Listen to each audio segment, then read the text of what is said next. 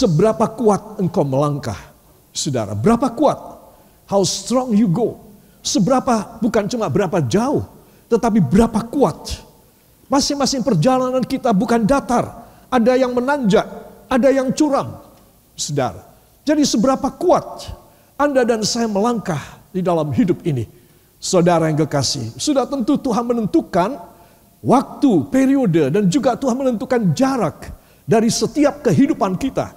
Kalau saya dan saudara masih diberi kesempatan untuk kita boleh datang kepada Tuhan, maka saudara harus selalu memohon kekuatan. Seberapa Tuhan, hamba harus melangkah. Engkau tahu waktunya. Engkau yang mempunyai dan engkau yang memelihara dan engkau adalah time keeper. Engkau yang memegang dan engkau yang menjaga waktu hamba di dalam trek perjalanan ini, perlombaan ini. Saudara, seberapa kuat engkau melangkah? Saudara melihat pria ini, dia menaiki satu gunung batu karang. Dia kuat barangkali. Mungkin saya tidak, mungkin Anda tidak. Saudara, tapi pertanyaannya adalah seberapa kuat? Itu berarti kita harus jujur. Tuhan, memang hamba tidak kuat. Memang hamba kurang kuat. Memang hamba tidak ada kemampuan. Saudara, firman Tuhan pagi ini mengajar kita untuk terbuka kepada Tuhan. Dan kita akan diberi kemampuan, kekuatan yang sepenuhnya di dalam hidup kita. Yang percaya beri kemuliaan yang baik bagi dia. Haleluya. Katakan, bila Yesus beserta saya. Angkat tangan saudara. Bila Yesus beserta saya akan berjalan jauh. Ataupun menanjak. Ataupun dekat. Jalan yang terjal. Saya pasti bisa tiba di sorga dengan selamat. Beri kemuliaan yang baik bagi dia. Haleluya. Para kekasih, ada sebuah ayat yang luar biasa dari Yohanes 5 ayat yang ke-24 yang akan kita periksa bersama pada pagi hari ini. Saudara, kita akan membacanya, di depan ada di monitor saudara. Mari kita akan membaca bersama. 1, 2. Aku berkata kepadamu, sesungguhnya barang siapa mendengar perkataanku dan percaya kepada Dia yang mengutus aku, ia mempunyai hidup yang kekal dan tidak turut dihukum. Sebab ia sudah pindah dari dalam maut ke dalam hidup. Amin. Katakan, sudah berpindah dari maut kepada hidup. Saudara, luar biasa ya. Satu ayat ini hebat sekali. Aku berkata kepadamu, sabda Yesus, sesungguhnya barang siapa mendengar perkataanku dan percaya kepada Dia yang mengutus aku. Saudara, ini penting, ini persyaratan yang sangat penting. Percaya kepada Yesus dan percaya kepada Allah Bapa yang mengutus Dia. Saudara, sehingga kita bukan hanya percaya pada pribadi dan sosok Yesus karena Dia tak terpisahkan dari Allah Roh Kudus, dari Allah Bapa. Dia adalah Allah yang tunggal. Katakan, Dia adalah Allah yang tunggal. Saya tidak mempunyai 3 Allah. Hanya satu Allah. Tuhan Yesus Kristus. Amin. Saudara, jadi saudara harus tegas pada diri sendiri. Ya, saudara harus tegas pada orang lain, sudah pasti. Ya, dalam memelihara iman saudara. Tetapi istimewa pada diri kita pada saat-saat yang rawan, saat-saat kesusahan, kelemahan, dan pencobaan. Pada saat kita menjalani jalan yang terjal dan berbahaya, kita harus mendaki begitu tinggi dan tidak kuat. Saudara, kalau saya dan saudara mengalami demikian, maka saya dan saudara harus tahu bahwa ada kuasa dari Tuhan dalam hidup kita. Amin. Kalau saya dan saudara tidak mendapat kuasa ini, saudara, 1, kita tidak mempunyai hidup yang kekal. 2, kita turut dihukum. 3, kita tidak bisa dipindah dari maut, yaitu neraka. Kata maut dalam Alkitab selalu mempunyai arti neraka. Tidak bisa dipindah dari maut kepada hidup yang kekal. Hidup yang kekal selalu berarti sorga. Amin. Itu sebab ayat ini perlu kita ulangi lagi dan jangan sampai lupa. Ayo kita akan baca 1, 2. Aku berkata kepadamu, sesungguhnya barang siapa mendengar perkataanku dan percaya kepada Dia yang mengutus aku, ia mempunyai hidup yang kekal dan tidak turut dihukum, sebab ia sudah pindah dari dalam maut ke dalam hidup. Beri kemuliaan yang baik bagi Dia. Haleluya. Saudara melihat pria ini, saudara, dia berada dalam tangan yang menyelamatkannya. Dia dipindah. Katakan, saya juga harus dipindah oleh tangan Allah yang gagah perkasa, yang penuh dengan kasih dan kuasa. Amin. Haleluya. Saudara, dari ayat awal ini saya ingin mengajak semua saudara memperhatikan 3 hal yang tadi kita baca. Yang pertama, ia mempunyai hidup yang kekal. Katakan, saya mempunyai hidup yang kekal.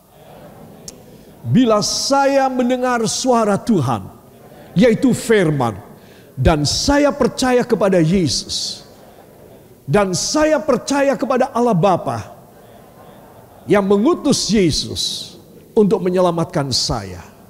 Ya saudara, ia mempunyai hidup yang kekal. Ya saudara, itu berarti saya dan saudara begitu percaya kepada Tuhan, maka Dia memberi kepada kita hidup yang kekal. Ayatnya tadi Yohanes 5 ayat yang ke-24. Unsur yang kedua yang akan kita terima, ia tidak turut dihukum.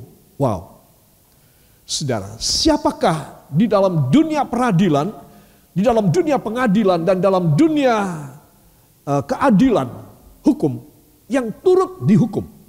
Saudara, adalah orang-orang yang berpartisipasi dan kerjasama dengan kejahatan atau kriminal ini.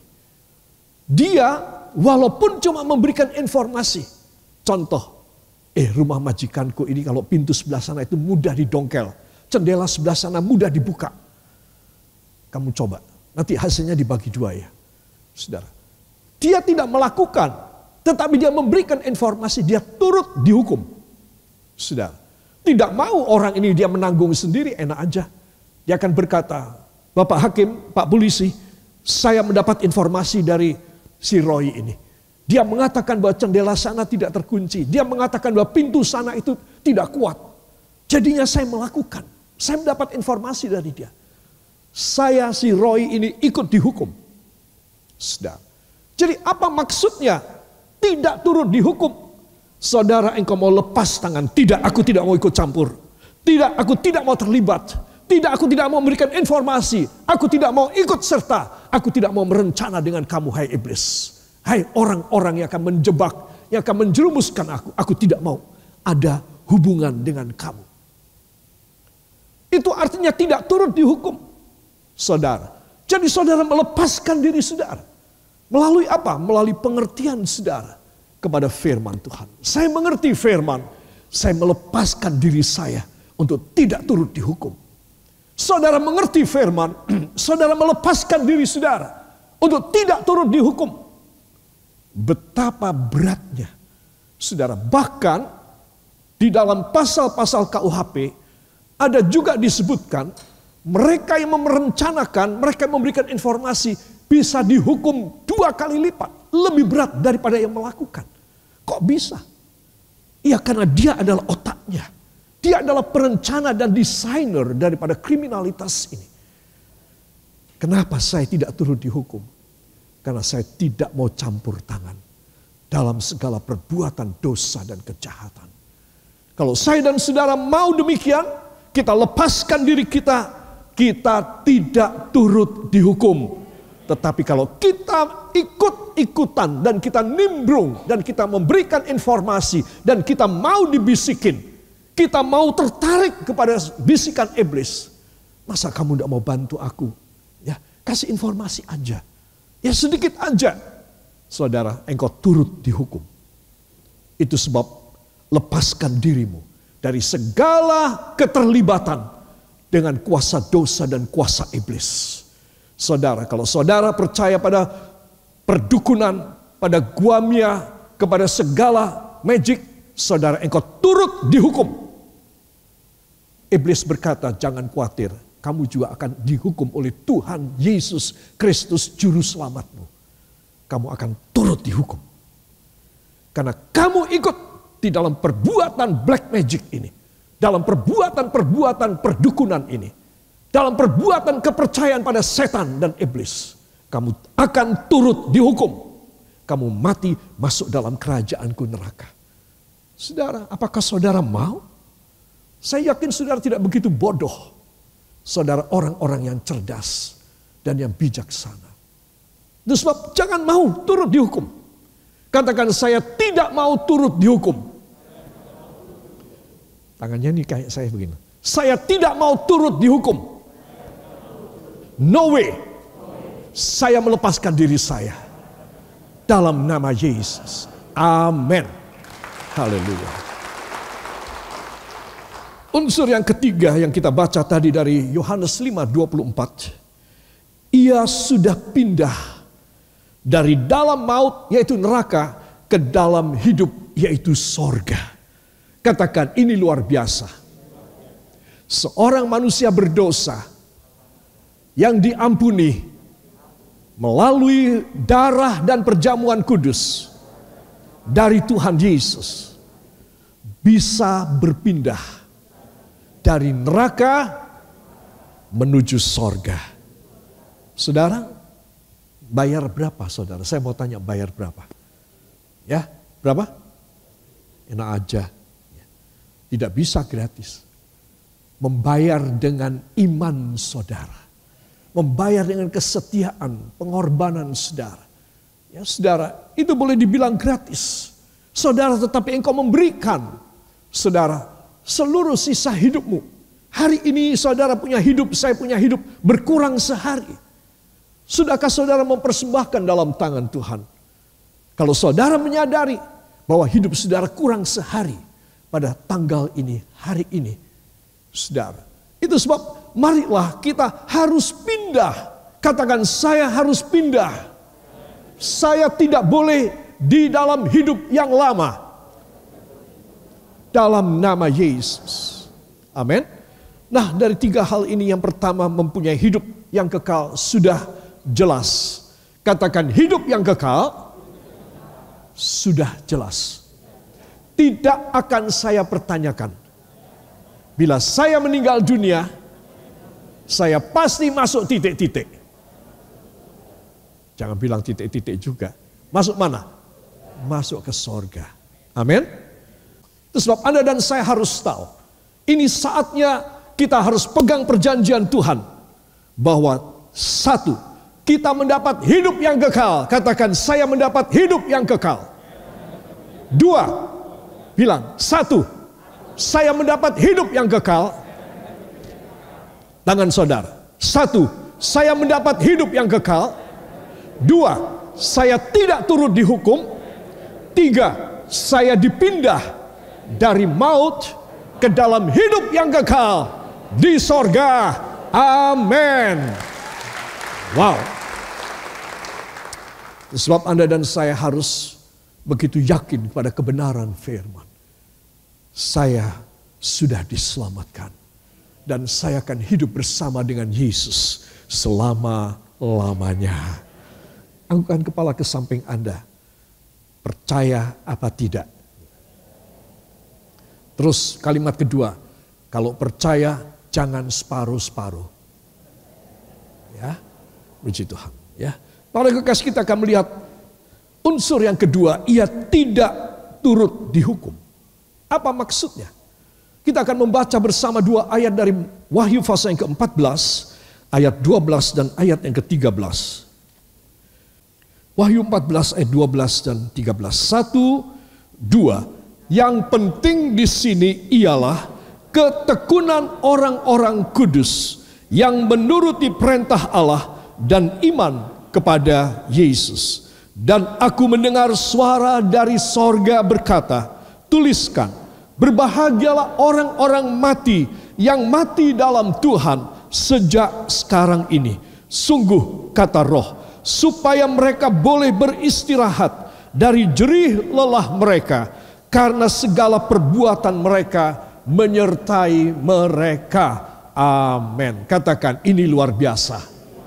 Saya tidak mengira begitu luar biasa. Amin. Ya, benar ini. Ini perjanjian yang nanti akan saudara terima ketika saudara meninggal. Saudara. Jadi saudara harus mempunyai keyakinan. Yang penting di sini adalah titik-titik. Apa? Ketekunan.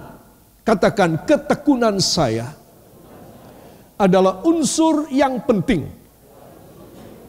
bagi saya diterima oleh Tuhan Yesus ketika saya meninggal. Jadi ketekunan adalah unsur yang penting yang menentukan, saudara. Di masa pandemi ini kita tahu bahwa begitu banyak orang-orang Kristen tidak lagi tekun. Saudara, mereka mulai membiasakan diri dengan kebiasaan baru. New normal. Ya, new normal. Ada yang abnormal, ada yang new normal. Saudara. Nah, ingin kita ini bersama-sama dengan pandemi, dengan COVID-19, dengan segala varian dan mutasinya, kita ingin hidup bersama dengan pekerjaan penyakit ini. Sehingga kita mempunyai sesuatu tradisi, habitual dan attitude yang berbeda. Yaitu namanya new normal. Saudara, di antaranya kita kebaktian cukup di rumah saja. Saudara, kalau saudara sudah cukup sehat, datang ke gereja bila mana pemerintah sudah mengizinkan. Amin. Jangan tidak. Saudara, jangan tunggu sampai saudara sakit lagi. Saudara, itu sebab Anda dan saya harus tahu bahwa kalau saya dan saudara tidak mau turut dihukum, kita harus lepas tangan dan kita tidak ada connection dengan pekerjaan dosa dan kuasa kegelapan. Amin. Katakan maka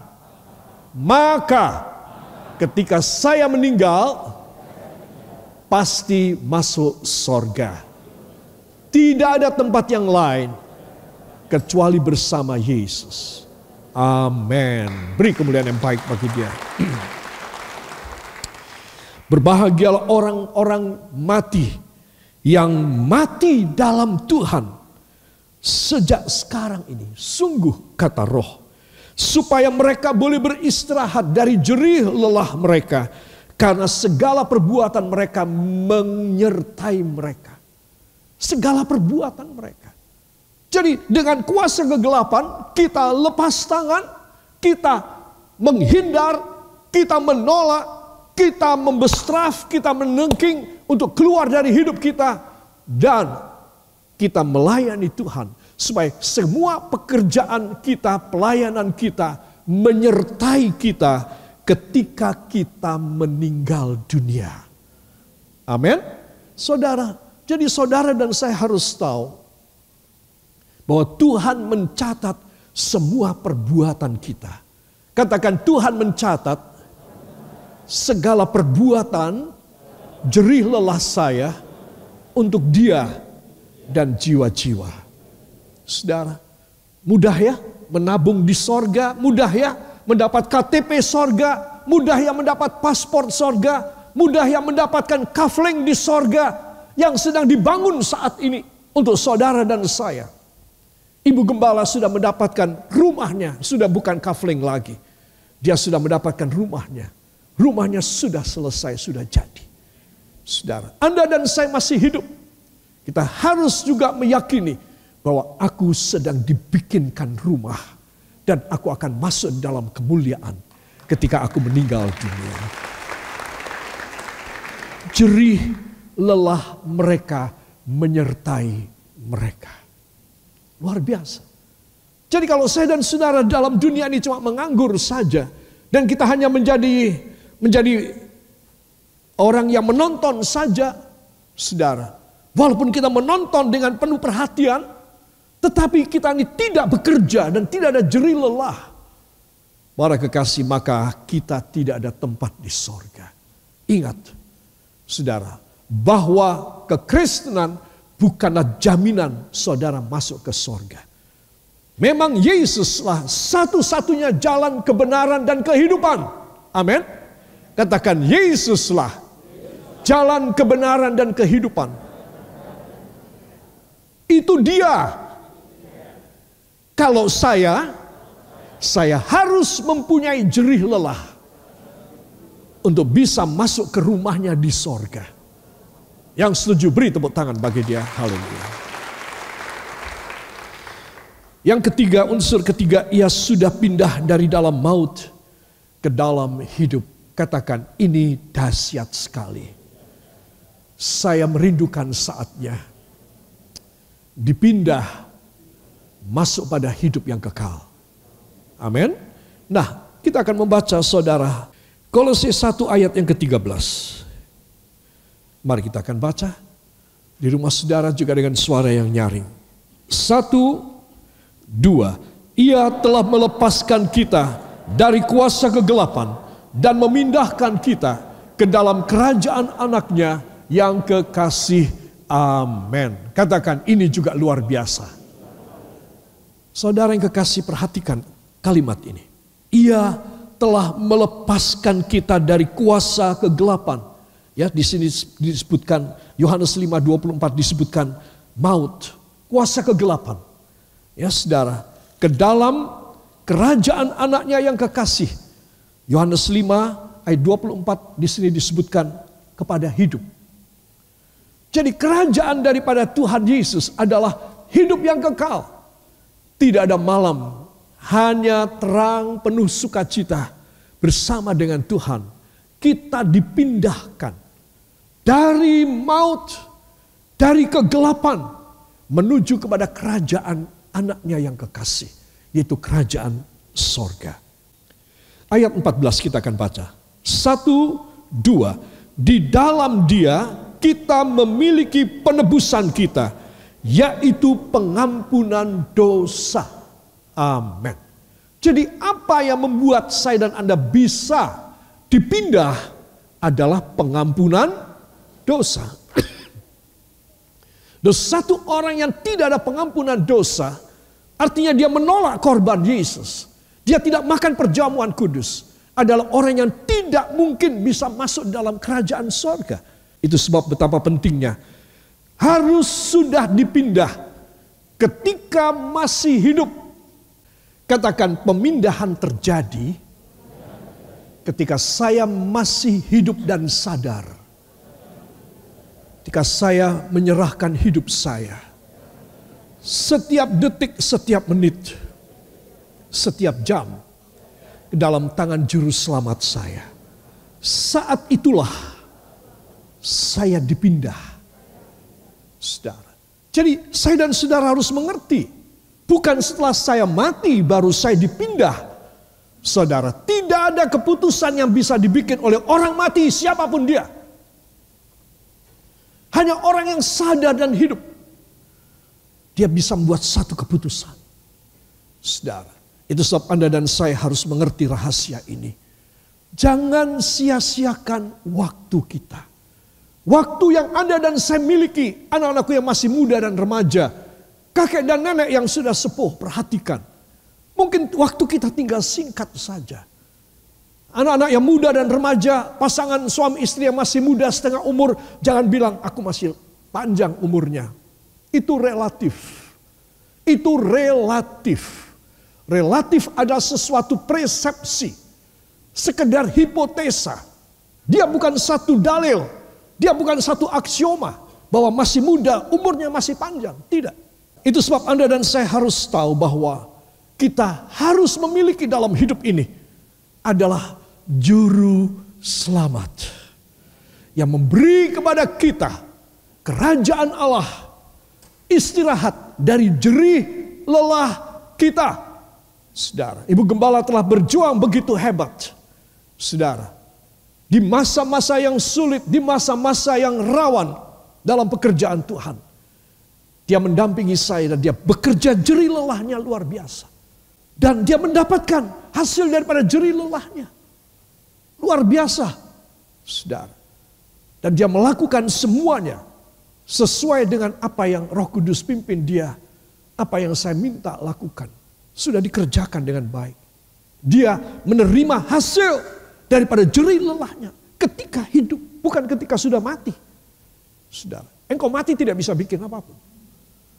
Sebab Anda dan saya harus mengerti, kita sudah pindah Dari dalam maut kepada hidup. Amin. Katakan, ini luar biasa. Saya harus yakin ketika saya masih sehat, masih cukup kuat, sudah harus berjerih lelah bagi pekerjaan Tuhan. Amin. Jangan sampai tidak. Saudara, ini sudah bukan waktunya lagi untuk saya dan saudara santai. Kita pensiun, kita tidak mau berbuat apapun buat Tuhan. Saudara, salah sekali. Salah sekali. Itu sebab Anda dan saya perlu saya tekankan mengenai soal ini. Supaya tidak kecewa. Dan saya melepaskan diri saya dari tuntutan hakim di atas segala hakim. Yang akan menuntut saya sebagai gembala yang jelek. Karena tidak memberitahu pada domba-dombanya. Sehingga banyak domba-dombanya terjerumus masuk dalam maut, yaitu neraka. Saya tidak mau. Saya melepaskan tangan saya dari tanggung jawab. Dengan apa? Dengan saya membeberkan apa menjadi kebenaran firman. Saya lepas tangan, saudara. Sehingga kalau saudara mendengar apa yang saya sampaikan, baik engkau adalah jemaat yang saya layani, maupun bukan, saudara tetap jemaat saya. Saudara tetap domba-domba yang saya kasih makan. Saya ingin supaya saudara bersama saya di dalam kerajaan Allah. Amin. Lepaskan dirimu untuk tidak turut dihukum. Supaya apa? Supaya engkau dan saya boleh mewarisi segala kuasa pemindahan ketika masih hidup. Dipindahkan. Kolose 1 ayat yang ke-13 tadi, ia telah melepaskan kita dari kuasa kegelapan dan memindahkan kita ke dalam kerajaan anaknya yang kekasih. Amin. Ia telah melepaskan kita dari kuasa kegelapan. Ingat ya, Tuhan melepaskan kita untuk apa? Tidak ada hubungan dengan kuasa setan, kuasa neraka. Caranya gimana? Dia bukan cuma memagari saya, memagari saudara dengan tembok api saja. Tapi dia mau kita diangkat dan dipindah. Untuk semasa hidup ini kita sudah masuk di dalam kerajaan Tuhan Yesus Kristus. Bila ada keluarga kita, anggota keluarga, anak kita, menantu, cucu, orang tua, besan, mertua, kakek dan nenek kita, bude dan om kita, dan semua dari keluarga kita, keluarga besar kita, yang saudara merasa dia belum dipindah ini. Bahaya nih. Maka saudara harus mengusahakan supaya dia secepatnya bisa dipindah ketika dia masih hidup. Kalau dia dipindah, maka dia mendapatkan kemuliaan Allah semasa hidup dan ketika meninggal masuk di dalam sorga. Cukup jelas saudara? Yang jelas beri kemuliaan yang baik bagi dia. Haleluya.